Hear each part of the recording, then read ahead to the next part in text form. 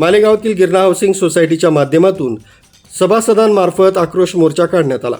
निबंधकांमार्फत तसंच आर्थिक गुन्हे शाखेमार्फत या प्रकरणाची चौकशी करण्याची मागणी यावेळी करण्यात आली। मात्र या मोर्चात आक्रोश करणाऱ्या सभासदांकडून फक्त बदनामी करून आर्थिक हितसंबंध साधण्याचा प्रयत्न आहे। या आक्रोश मोर्चात पूर्ण सभासद देखील उपस्थित नव्हते। चेअरमन या नात्यानं आम्ही सांगू इच्छितो की या संपूर्ण प्रकरणात कोणत्याही प्रकारचे गैरव्यवहार वा जमीन विक्रीचा प्रकार आम्ही आजवर केलेला नाही। तसंच सभासदांना विश्वासात घेतल्याशिवाय आम्ही कोणताही निर्णय घेणार नाही, असं गिरणा हाऊसिंग सोसायटीचे चेअरमन डॉक्टर जयंत पवार यांनी सांगितलं आहे। दरम्यान कसमादे नांदगाव परिसराचं वैभव असलेला गिरणा साखर कारखाना हा ऊर्जितावस्थेत असताना हा सर्व प्रकार घडलेला आहे। मात्र कालांतरानं या कारखान्यातून निघणारा सोन्याचा धूर बंद झाल्यानंतर आज रोजी कारखाना डबघाईस गेल्यामुळं कारखाना बंद आहे।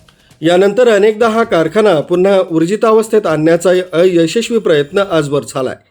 तसंच बदनामीकारक माहिती प्रचार प्रसार करणाऱ्यांवर कारवाई करणार असल्याचं देखील त्यांनी सांगितलं आहे।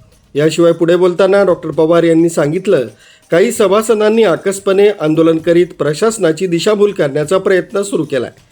नियमानुसार संबंधित सभासदांनी बँकेकडे त्यांचा भरणा पूर्ण न केल्यास त्यांना हक्काचा प्लॉट दिला जाईल असं सांगत त्यांनी आंदोलकांनी घेतलेलं आंदोलन चुकीचं असून आमच्यावरील सर्व आरोप खोटे असल्याचंही त्यांनी सांगितलंय। काय भूमिका असेल या संदर्भात तुमची? नाही, या संदर्भात आमची भूमिका अशी आहे की आम्ही यांना प्लॉट द्यायला, जमिनी द्यायला तयार आहोत, पण प्लॉट द्यायला त्यांनी बँकेचं एनओसी आणावं। बँकेने एनओसी दिलं की आम्ही लगेच प्लॉट देऊ त्यांना, आमचं काहीच म्हणणं नाही आहे।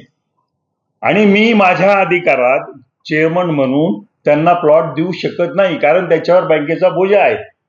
बँकेचा बोजा नसता तर गोष्ट वेगळी राहिली असती, आणि बँकेचा बोजा असल्यामुळे मी काहीच करू शकतो। माझे हातपाय बांधले गेलेत आणि हे धमकावतात, खंडणी मागतात आणि मोर्चे काढतात, हे वेगळ्या वेगळ्या सगळ्या प्रकारे करून राहिले। माझ्या दवाखान्यात घुसतात, पेशंट असतात, त्या पेशंटच्या गर्दीत मला पेशंट पाहू देत नाहीत।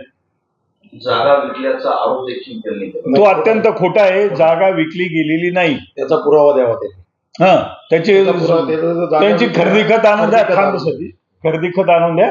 खरेदी खत कोणालाही मिळतं, खरेदी खत आणून ते जागाचं आम्ही त्यांना सांगतो। हे सगळं खोटं आमच्या बाबतीत हे चाललेलं आहे, बदनामी चाललेली आहे।